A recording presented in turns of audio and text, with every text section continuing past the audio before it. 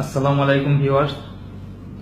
একটা ভিডিও দেখলাম যেখানে বিকৃত মস্তিষ্কের কয়েকটা মেয়ে আমরা যারা প্রবাসে থাকি সবাইকে নিয়ে যা ইচ্ছে তাই মন্তব্য করলো।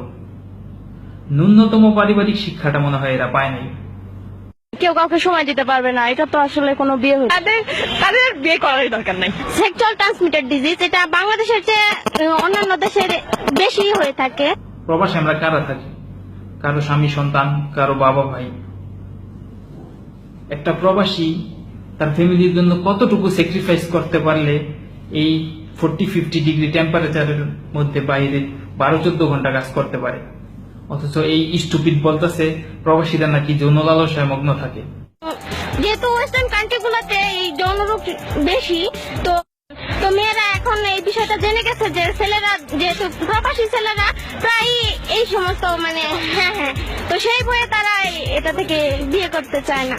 প্রবাসীদের লাইফস্টাইল নিয়ে আপনার মনে প্রশ্ন জাগে, অথচ প্রত্যেক দিনই আপনার মতো কিছু নেস্টি মাইন্ডেড মেয়েরা প্রবাসীদের বিশ্বাসগুলো ধূলিসাৎ করে তাদের টাকা পয়সা স্বর্ণ গয়না সবকিছু নিয়ে ভাগতেছে। সেজন্য ন্যূনতম লজ্জাবোধ হয় না আপনাদের? না, যার সাথে সারাটা লাইফ স্পেন্ড করবে তাকে তো আগে থেকে ভালোভাবে জানতে হবে। আর এই জন্যই মেইনলি আমার যেটা মনে হয় প্রবাসী ছেলেদের মেয়েরা আমার মতো এটা বিয়ে করতে চায় না। আপনাকে দেখে তো মনে হয় না আপনার বয়সটা কম হয়েছে, হয় নাই শুধু কমন সেন্সটা। আপনি পারবেন, এইটাই পারবেন। এভাবে পার্কে পার্কে আর বন জঙ্গলে ঘুরা মানুষ চিনতে থাকুন, জানতে থাকুন। আপনার মতে অচেনা প্রবাসী ছেলেদেরকে মেয়েরা বিয়ে করতে চায় না। আপনি ছেলেদেরকে চিনবেন কি করে?